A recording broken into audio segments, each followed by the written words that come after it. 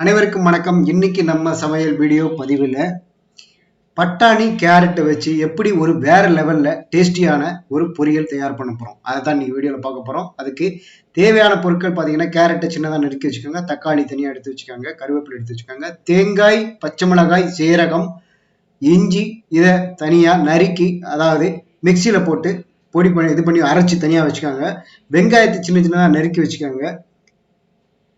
முதல்ல அடுப்புல வாணலியில வச்சுட்டு கொஞ்சம் 2 ஸ்பூன் எண்ணெய் விட்டு அது காஞ்ச உடனே கடுகு, உளுத்தம்பருப்பு, கடலைப்பருப்பு, கருவேப்பிலை போட்டு தாளிச்சு கொட்டிட்டு நல்ல கொஞ்சம் சிவந்ததும் அதுல தக்காளியை போட்டு கொஞ்சம் நல்லா ஃப்ரை பண்ணுங்க.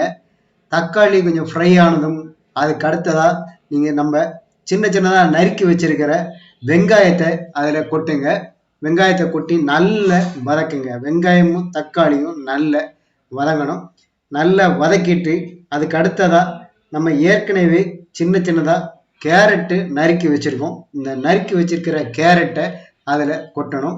அதுக்கு முன்னாடி பட்டாணி, அதாவது இன்னைக்கு யூஸ் பண்றோம்னா நேற்றுக்கு நைட்டே நீங்க பட்டாணியை தண்ணியில போட்டு ஊற வச்சிருங்க. தேவையான அளவு பட்டாணியை ஊற வச்சிட்டீங்கன்னா நல்லா ஊறிடும்.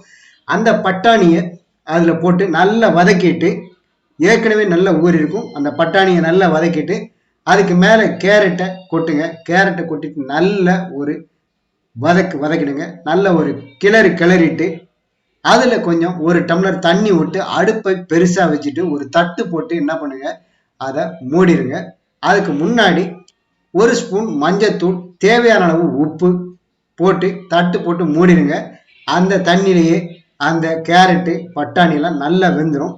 அதுக்கப்புறம் அதை திறந்துட்டு மூடி எடுத்துட்டு அதுல கொஞ்சம் பெருங்காயத்தூளையும் தூவி நல்ல அதை ஒரு வதக்கிடுங்க. வதக்கிட்டு கடைசியில நம்ம அரைச்சி வச்சிருக்கிற அந்த தேங்காய், பச்சை மிளகாய் விழுத அதுல கொட்டி நல்ல ஒரு கிளறுங்க. தண்ணி எல்லாம் வத்தி போயிடும். நல்ல ஒரு கிளறிட்டீங்க அப்படின்னா வேற லெவல்ல நல்ல டேஸ்டியான ஒரு கேரட் பட்டாணி பொரியல் சாப்பிட்றதுக்கு தயாராகிடும். இது சாம்பார் சாதத்துக்கு மட்டும் இல்லாம ரசம் சாதமா இருந்தாலும் சரி, எந்த சாதமா இருந்தாலும் சரி, தயிர் சாதமா இருந்தாலும் தொட்டுக்கிறதுக்கு அருமையா இருக்கும். நல்ல ஒரு சைட் டிஷ், சத்தான சைட் டிஷ். கேரட்டு இப்போ சீசன், விலை கம்மியா கிடைக்குது. நல்ல வாங்கி இந்த கிடைக்கும் போதே கேரட்டு பொரியல் பண்ணி சாப்பிடுங்க. இதை பாருங்க, பார்த்தோன்னே நமக்கு சாப்பிடணும் போல தோணுது. அருமையா இருக்கு. சாப்பிட்டு பார்த்துட்டு செஞ்சு சாப்பிட்டு பார்த்துட்டு நீங்களும் நம்ம வீடியோ பதிவு கீழே கமெண்ட்டுகளை தெரிவிங்க. வீடியோ பிடிச்சிருந்தா லைக் பண்ணுங்க, ஷேர் பண்ணுங்க, மறக்காம நம்ம சேனலுக்கு சப்ஸ்கிரைப் பண்ணுங்க, மறக்காதீங்க.